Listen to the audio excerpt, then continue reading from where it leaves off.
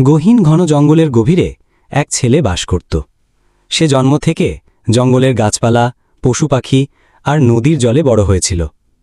মানুষের গ্রাম, ঘরবাড়ি বা নিয়মকানুন সম্পর্কে তার কোনো ধারণাই ছিল না। তার পোশাক ছিল গাছের পাতা ও লতায় বানানো। একদিন খাবারের খোঁজে ছেলেটি জঙ্গল পেরিয়ে হঠাৎ একটি গ্রামে এসে পৌঁছাল। গ্রামের মানুষ প্রথমে তাকে দেখে অবাক হয়ে গেল।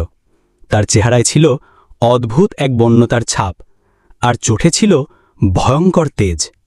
ছেলেটি জানত না কোন জিনিস খাওয়া উচিত, কোন জিনিস নয়। তাই গ্রামে ঢুকেই সে হাঁস, মুরগি, গরু, ছাগল, এমনকি কুকুর, বিড়াল পর্যন্ত ধরতে লাগল। গ্রামের লোকেরা প্রথমে ভয় পেয়ে দূরে সরে গেল, পরে সবাই মিলে তাকে আটকানোর চেষ্টা করল। গ্রামের এক দয়ালু বৃদ্ধ বুঝতে পারল যে ছেলেটি আসলে খারাপ নয়।